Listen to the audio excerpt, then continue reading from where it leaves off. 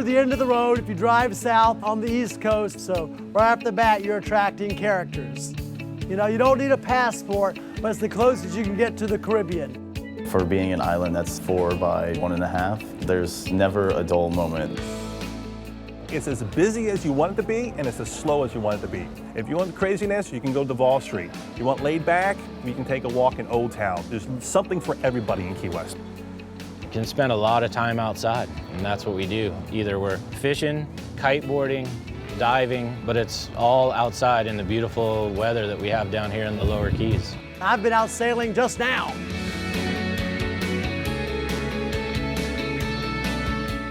Give yourself 7 days in Key West, and the mainland looks awful rough.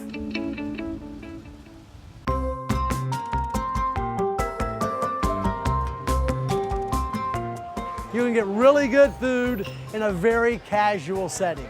I mean, it's an old Key West tropical backyard. That is about as Key West as you're gonna get. Literally, you're eating outside and you got chickens and cats walking around you.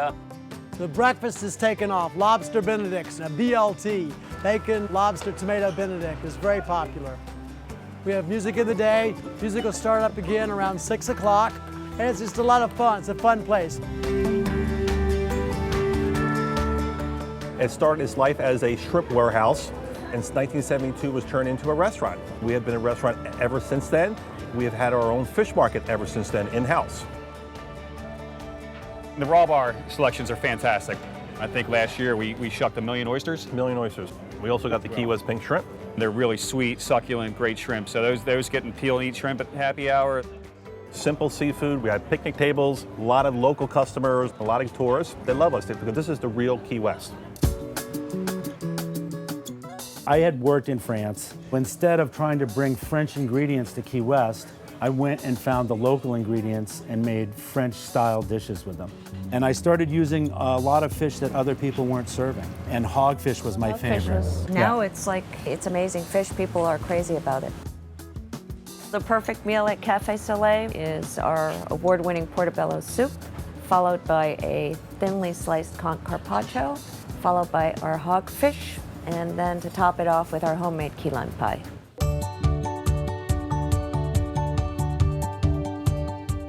If you're here for a limited amount of time in Key West, getting out on the water should be a priority, top on the list. There's always something to fish for here in the Keys. It doesn't matter what the weather's doing, what the tide's doing. Our backyard is a fantastic place to explore. Once you get it in your blood, hunting down these fish on the bow of a flat skiff with a fly rod, there's nothing quite like it. That's why you come to Key West. We do off-the-grid tours, paddleboard tours, snorkeling, dolphin watching, eco tours through the mangroves. The experience we're giving our customers is the wildlife, the serene atmosphere, the mangroves, the birds. You're just out there and it's so peaceful, no one else is around because no one else goes to where we go. We are the innovators of water sports. We're the oldest parasail company in America. It's really hard to describe parasailing.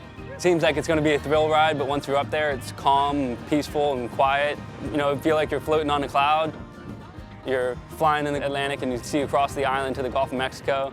It's pretty amazing.